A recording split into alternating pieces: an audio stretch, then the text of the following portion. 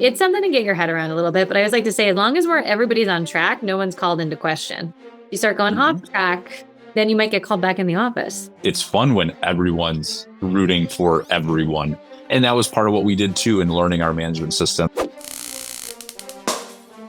All right, everybody. Hi, I am here today joined by one of our favorite school students who met Andrew here at an event we did at Secura to do some leadership training.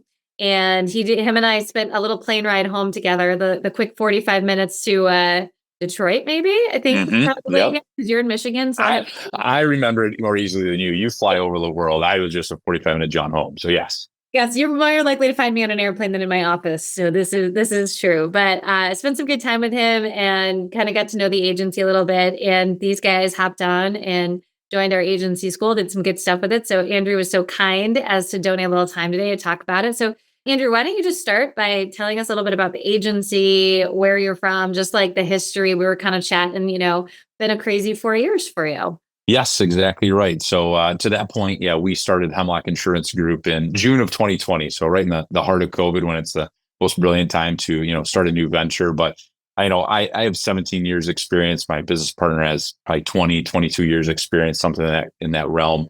So we're not new to insurance, but right, jumped into the independent space at a unique time. So yeah, when you and I met last fall, I believe it was in October of 23. We'll timestamp that a little bit.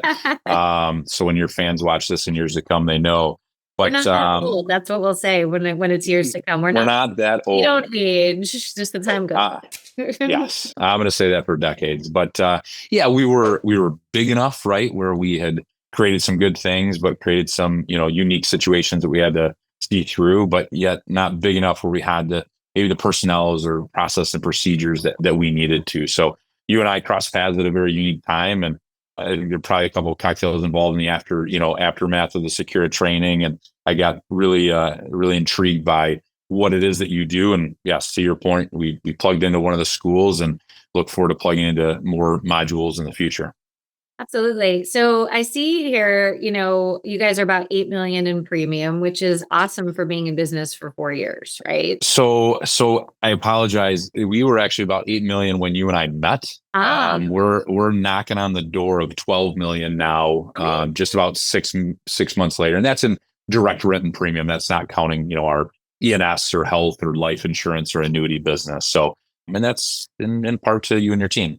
And not acquisition either, right? Like correct. So growth. Every dollar on our books has been created from scratch since June of 2020. So while we're very interested for anybody who's willing to sell, and we have a couple small lines in the water, every single premium dollar has been through us writing it.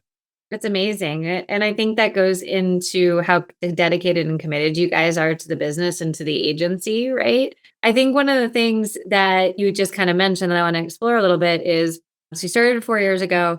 And I mean, just even to put from October to, let's say it's almost June, right? When we're shooting this, $4 million on, that's very high growth for an agency your size. You grew by 25% in 6 months, And I think people don't talk enough about how with high growth, there's a lot of growing pains. And we just think growth is magical and a miracle, right? But it is stressful. You are breaking every process you ever created.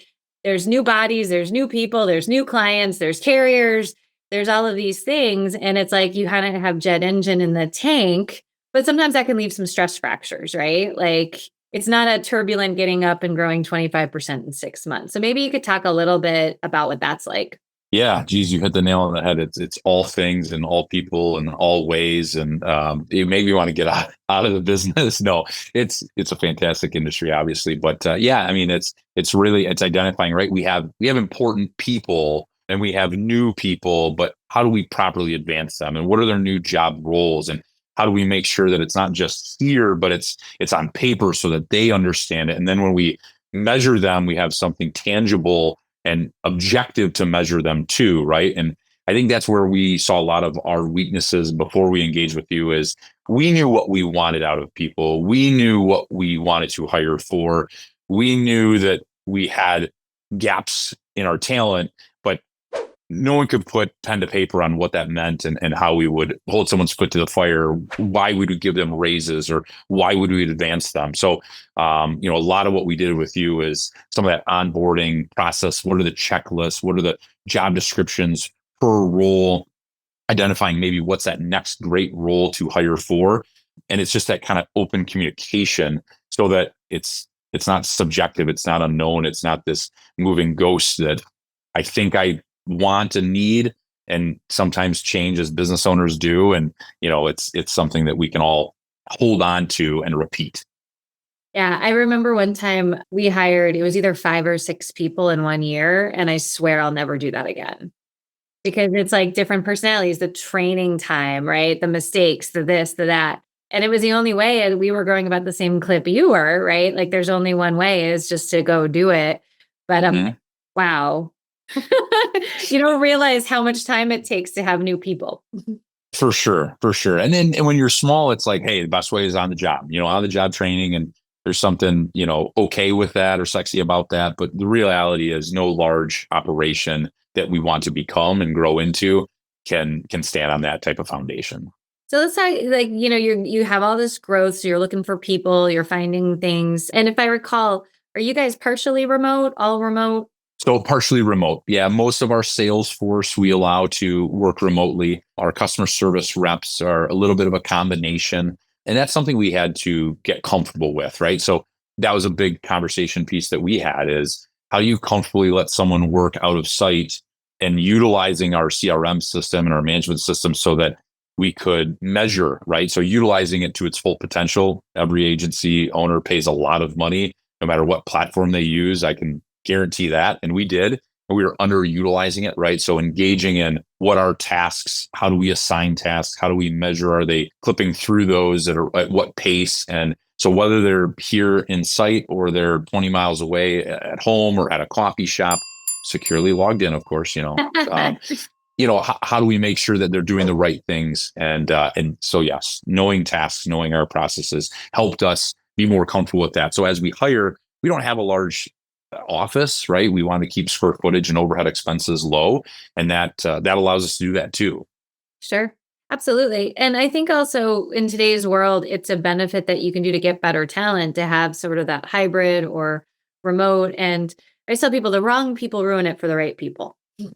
Amen. And those people, if they were to come into your office, would operate no differently except be a distraction to more people. So get rid of the wrong people and allow the right people to come in and, have that flexibility. It's something to get your head around a little bit. But I always like to say, as long as everybody's on track, no one's called into question. You start going off track, then you might get called back in the office. And you're absolutely right. And we let them know, just like a 16-year-old getting their driver's license, right? It's not a right. It's a privilege and it can be taken away. So, yep. Try to communicate that as well. Yeah. And I don't know, to me, it's just that people always talk about how hard it is to hire in this industry. And I agree. But then I say, so imagine hiring for what I do. You have to have my same values, be good enough to be on the team where you're consulting with other agents and travel every week. So finding someone in your role seems like a cakewalk to me, but I understand it's not simple. It's not that easy. So one of the things that you talked about kind of, in our setup of this, it was just goals. And do you feel like, I think you probably had goals, your partner had goals, but did the team understand where you guys were trying to go? No, absolutely not. And that's not embarrassing to say, right? But it's a shame that we let it go that long without socializing those goals, right? I mean, my business partner and I, we talked from the beginning that we wanted to create opportunities for people, right, within our organization. And they believed us. We wanted to create layers of leaders and they believed us and we wanted better for all and they believed us. So thank God we said enough to kind of keep this buggy going down the course. But the truth is we didn't get into details with them and they didn't understand, not that we're a completely open book, but didn't understand like what that means to them and their advancement or their, job role or their additional benefits that we can now offer and, that we didn't before. Right. So when we talk about the intangibles of, now we offer dental and we offer vision and we offer, medical and we offer, flex pay and PTO, like they didn't know those things were coming down the pipe, but that was again in here with my business partner and I, right? Sure. And so it was critical for us to socialize those. So we actually had I think last year, November. So not too far after we engaged with you, we did the goal setting and planning and let them know what it means to them and how we'll be able to hire more and roll out better package benefits for them, and what it means for their flexible schedules and also some big, hairy, audacious goals, or BHAGs as we've come to love them and know them, and what fun we can have with that. And I'd love to share, kind of where we're at on pace with those. Yeah, well, share. Where are you on pace with these big, hairy, audacious goals? So, we have a couple locations. So for one particular branch, we had what we thought was a good mark that we wanted to hit and would be satisfied with it. We bumped it by about 25% and called that our BHAG. We annualized it. And then, of course, we broke it down into smaller bite-sized pieces. So we said, if you do this in the first 6 months, we're going to take you and your spouses and we're going to have a night out that you choose, right? Whether it's a Tigers game. Sorry, we're from, Detroit Tigers, right? Well, opening day baseball season's a national, a state holiday for you guys. Yes, exactly. So, whether it's that or a comedy show or dinner out, like, let's do something great. So we set out these 6-month goals and we hit the first one in 4 months. But again, it was explaining to the team, like, service, you're critically important, because without retention, we can't have net new growth, right? New business sales, of course, that's an integral metric to net new growth. And then, of course, we're all in this inflationary market. So there's some natural increases that are going to occur. And that was part of our equation. But we never anticipated doing as well. And we got buy-in. So instead of sales pointing at service saying, like, I don't know what they do all day, and service going, I do all the work, these guys just golf all day. We had this team buy-in, and just eclipsed what I thought was a pretty darn healthy goal to begin with. And so we actually rolled out an interim 2-month goal to round out the first 6 months, which includes some extra cash bonuses.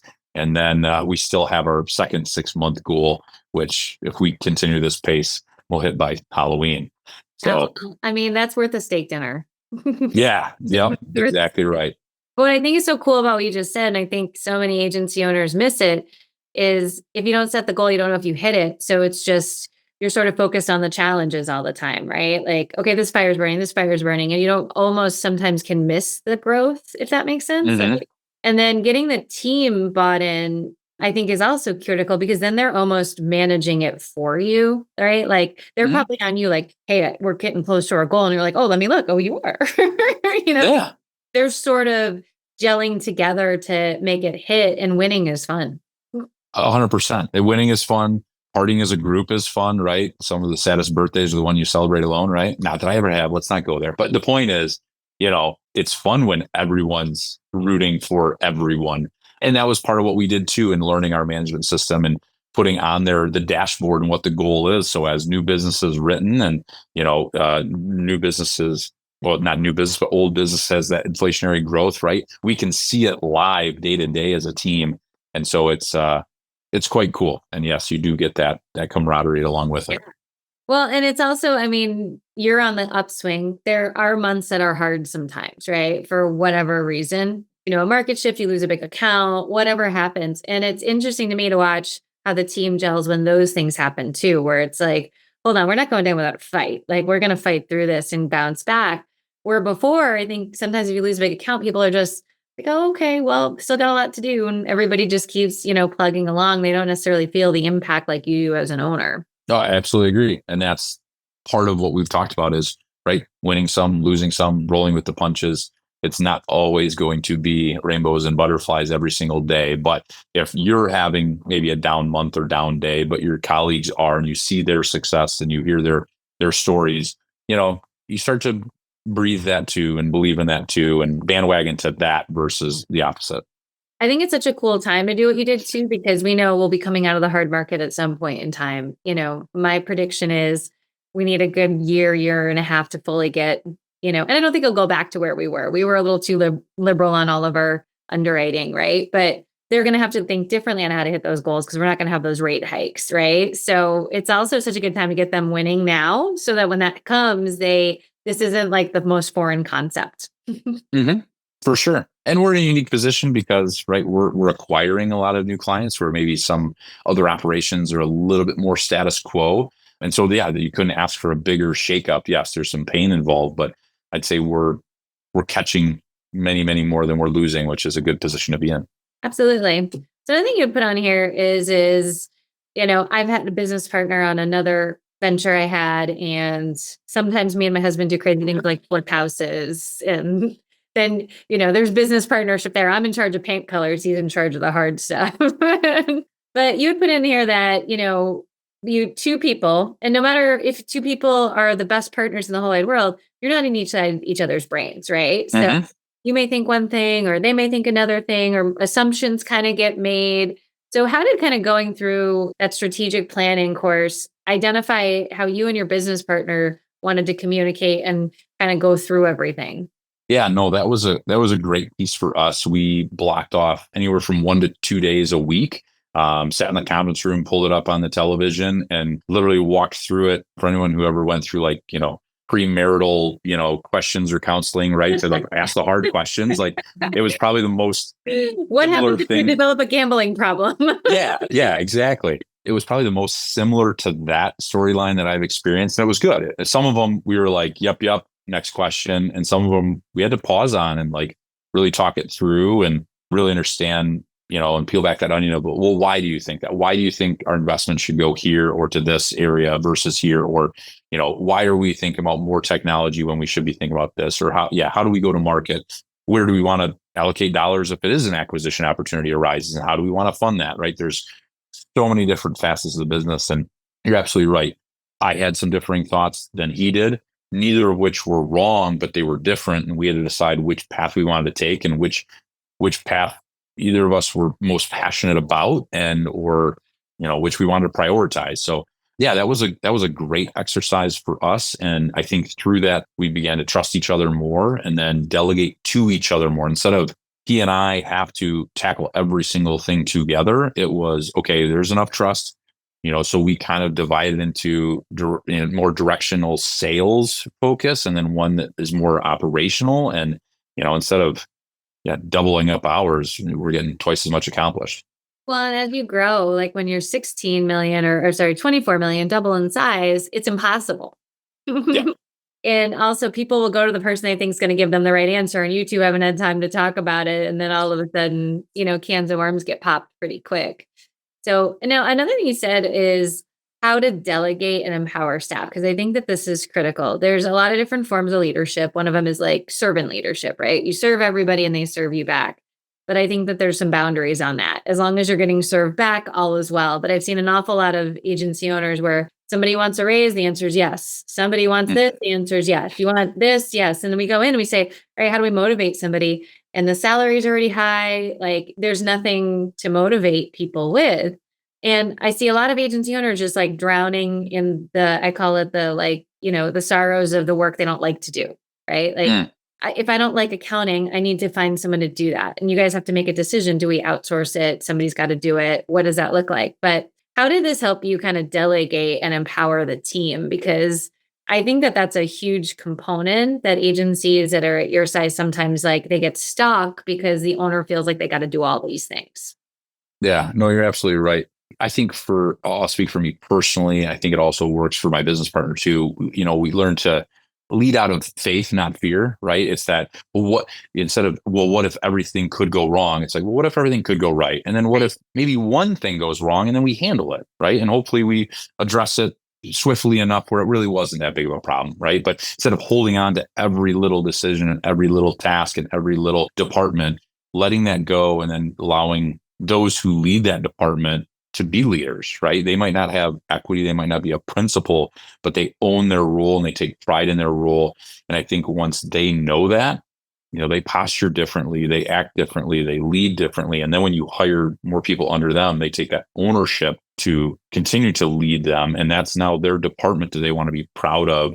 And they don't want heat themselves or from any of their people. And so now it frees us up to do other things, bigger things for the operation, for the agency. So they're happier. Right? Like, Yeah, they get a little sense of pride, like a little sense of swagger. They're not just here to do a job, they're committed to something bigger. for sure. For sure. And we've let, some of those manager level and director level people in on some of the more strategic conversations and growth of the agency. So they see that, right? So they're proud of what we have all collectively created. Yeah. And they know they're along for that ride on a continued basis. So one thing that you had on here as we kind of have to wind down a little bit, There was an idea of like what obstacles you came over, and you had left a little love note in here about hard Uh-oh, what did I do? you put hard truths from the staff. Oh yeah. Oh, hard truths from staff. You had this questionnaire, right? Yes. I don't know what it was called. I think I blacked it out now. No, as even though many people call me perfect, including my wife. Thank God she's not on this call. She might listen to it though. We got to be careful. No, I will not let her know this happened. No, we know we're not perfect, right? We know that we have weaknesses, and especially as we grow and scale, maybe we had a bad afternoon or a bad day, or we've not done a certain task for 3 months and other people have and they can do it better. So, we know we have weaknesses. And again, when it comes to socializing goals or socializing where the agency is or letting people in, that questionnaire really helped us flesh out like what we need to know, what we need to work on. And I can't think of specifics, but in the heat of the moment, it was really a wonderful thing. I think that questionnaire is maybe 4 to 6 pages long, and Yeah. we didn't rush our staff to complete it. We said, hey, over the next week or two, we want you to take some time during work hours on our dime, but also outside of work hours to really put some thought in this. We don't want all 5-star reviews, yeah, my boss is nice and all my boss is great. That helps nobody, right? We said there's no. It sounds like. Yep. And, we said there's no repercussions. This is how we get better. We don't know what we don't know. We need to know our blind spots so that we can all work cohesively together and create something better. And no, there were some things where you wanted to push back on, or it was things that, well, here was my intention with that. But again, I lacked speaking to that. So how are they to know, right? It's perception is reality. And there were a few things that came about that, now we hopefully proactively address, and it's good. It was really good. And I think it's also awesome that you guys continue to focus on the fact that, hey, over time, you build up that trust that they can always come to you, right? They say something, it'll get addressed, or at least be told, hey, we can't do that right now. Or, hey, here's why that's not going to work. We're a team and that would impact XYZ. I think that is when we see agencies really take off, is the team is unified and they trust you guys as the leader. Without that trust of the leader, you get so much pushback, so much disruption that anything you want to do, people just, I'm too busy. Mm-hmm. Yeah. It's a work family, right? And if there's some pent up animosity or some uncontrolled or unknown issues, it'll come out eventually in the wrong way. So better to proactively address it and Yeah, people can feel it, right? It's just you get the somebody's not happy today. What's up? And you never know if it's their personal life or you. For sure. And we didn't, and again, we didn't have major issues. And that's what the beautiful thing is. It's these are minor things that we can change pretty easily, or we can have one conversation and we're all in the clear on exactly what was intended or what was meant or how we move forward or what your role is. And no, we anticipate revisiting that annually. Just as we, now have very regular management meetings, finance meetings, principal meetings, and we work on the business as well as obviously daily in the business. And so a lot of good process procedures that we didn't have before, but now we're, whatever they call us, a mid-large agency. So, right, we got to do some of these things.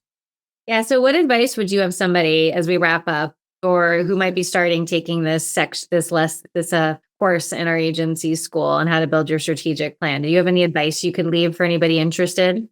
Yeah, I mean, I think like anything, when you spend money, right? How do you view that? Is it a spend or is it an investment, right? And what pain are you trying to solve, right? So is there fear of losing talent? Is there fear of becoming stagnant? Is there fear that I got to work 80 hours a week for the rest of my life? What are you trying to resolve? And we identified pretty quickly that, the nominal investment into this initial process was well worth it to help get a third party view of it, to get some knowledge that we didn't have, right? We know insurance, we know how to sell, but there's so much more to the agency operation that, honestly, we hadn't explored yet. So really kind of weighing those opportunity costs, and if the business is running you or you're running the business. And we have always wanted to, and we really wanted to do things right from the beginning, as early as possible, right? We sought free advice for a good long while, because that's all we could afford in the first few years, Get off the free stuff. So yeah, absolutely. Free bagels and advice. Absolutely. So, it was taking what we could to do the right things in the beginning, because we didn't want to be 10 years in and Right. have this animal, this beast that we've created, and then try to overhaul it, which would be much more timely and much more expensive. So just right, let's do incremental little things along the way. And this was a great step. Yeah, we have $40 million agencies doing what you're doing at 12. So you can lots more I can imagine. fixes, et cetera. Well, Andrew, thank you so much for your time today. I think you gave some great feedback for our listeners. And if anybody wants to check it out, let us know. But we'll let Andrew go back about his day, probably put another $1 million on the books just while we've had this conversation. Sounds like a plan. I love it. I hope so. I'm going to check in with the team. All right. Thank you so much. And goodbye, everybody. We'll see you on our next podcast.